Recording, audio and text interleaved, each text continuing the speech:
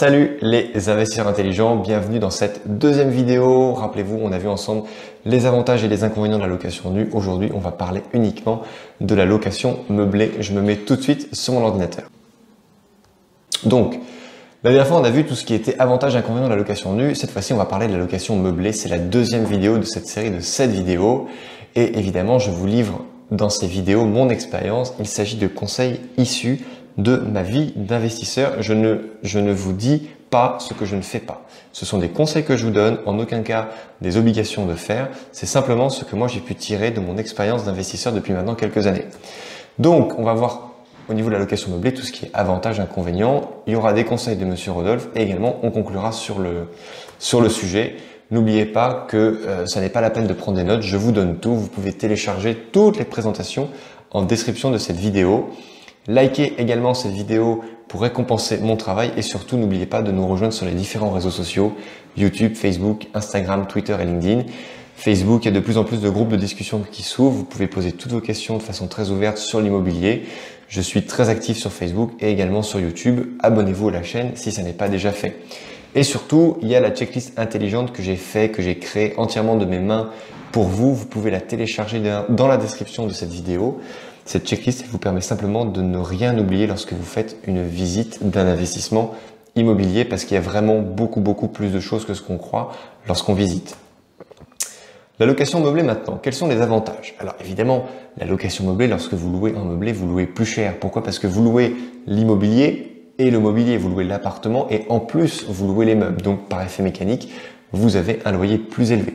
Vous avez, et c'est le principal avantage de la location meublée, vous avez une fiscalité qui est bien plus agréable grâce au statut de LMNP, loueur meublé non professionnel. Je vous mets un lien en description pour retourner voir la série de vidéos que j'ai fait concernant ce sujet-là. Je vous remettrai ça également à la fin. Vous avez des baux de 1 an, ce qui est minimum. Vous pouvez tout à fait faire des baux de 2-3 ans à la demande de votre locataire. Mais vous, en tant que bailleur, vous n'avez qu'à accepter ou refuser. Sachez que la loi vous impose un minimum de 1 an de location pour le bail de location meublée. Ce qui veut dire que vous pouvez disposer de votre bien bien plus facilement pour pouvoir loger quelqu'un de votre famille ou un ami, par exemple, ou tout simplement pour pouvoir donner congé à votre locataire afin de revendre le bien. Maintenant, les inconvénients sont assez nombreux en location meublée. Vous avez une rotation des locataires qui est assez élevée. Moi, j'ai pu constater qu'en général, dans le meublé, les gens restent en moyenne entre 9 et 10 mois, jamais plus. Pourquoi? Parce que ils viennent simplement avec leur valise et avec leurs vêtements, puis de quoi remplir le frigo. Mais en gros, ils sont beaucoup moins attachés à l'appartement parce que ils ont beaucoup moins d'efforts à faire pour déménager. Donc ça, c'est déjà c'est ça. Et puis en plus, ils ont un préavis de 1 mois pour partir. Vous avez donc de ce fait-là des risques de vacances locatives, parce que forcément, plus votre locataire s'en va, plus vous allez peut-être potentiellement mettre de temps à relouer. Donc ça, évidemment, le risque de vacances locatives n'est pas vrai lorsque vous êtes dans une zone à forte tension locative.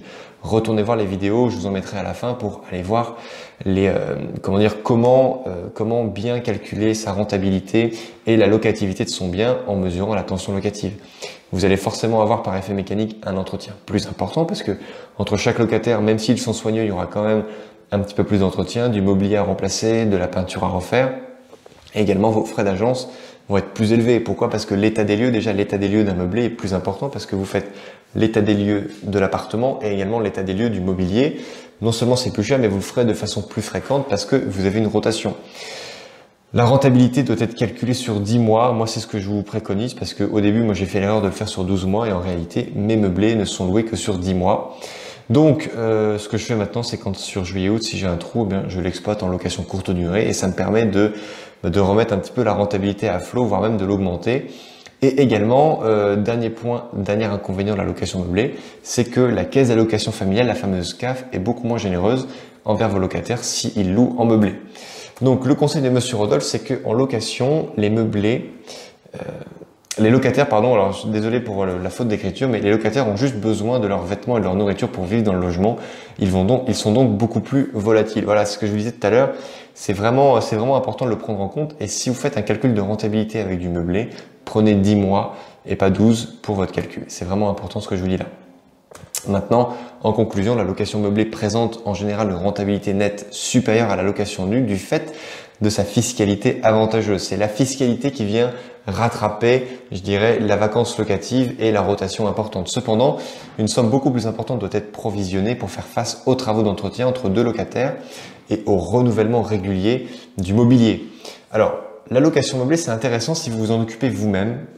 Mais voilà, effectivement, vous aurez une liberté financière qui sera moindre parce que vous allez forcément devoir travailler un peu plus. Et attention à votre calcul de rentabilité. Maintenant, le score de la location meublée, donc tranquillité versus rentabilité. Vous avez, alors, il y a une petite erreur ici. Bon, c'est pas grave. Attention aux conséquences si vous dépassez les 70 000 € TTC par an de revenus BIC. Le statut LMP n'est pas sans conséquences. Renseignez-vous bien auprès d'un ingénieur patrimonial qui prendra en compte la globalité de votre situation.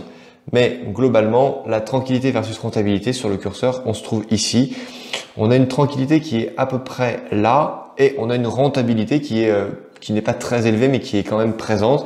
Vous verrez dans la prochaine vidéo, on parlera de colocation et là, on ira vers des niveaux de rentabilité beaucoup plus élevés. Likez cette vidéo si elle vous a plu et surtout n'oubliez pas de télécharger la checklist intelligente afin de ne rien oublier lorsque vous faites vos visites d'investissement immobilier. Je vous dis à très bientôt pour la prochaine vidéo dans laquelle on va parler de la location en colocation. À très bientôt pour une prochaine vidéo. Ciao!